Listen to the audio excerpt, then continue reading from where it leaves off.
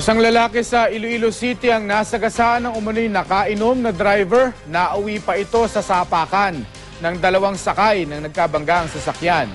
Makibalita tayo kay Julius Belacaol ng GMA Iloilo.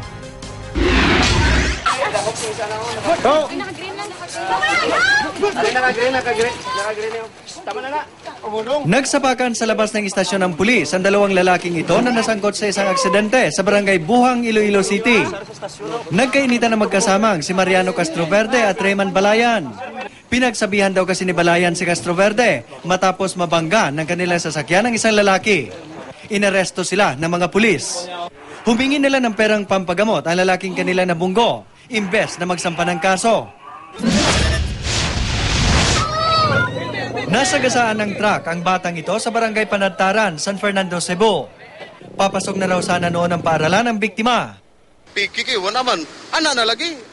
Pagkuwar ko mga ano na yun, pag-aral ilitoy, kusog mo sidagan.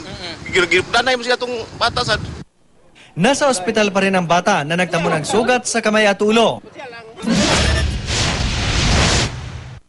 Namatay naman ang rider na ito matapos sumalpok ang dala niyang motorsiklo sa isang pader sa barangay Anggad, Bangadabra.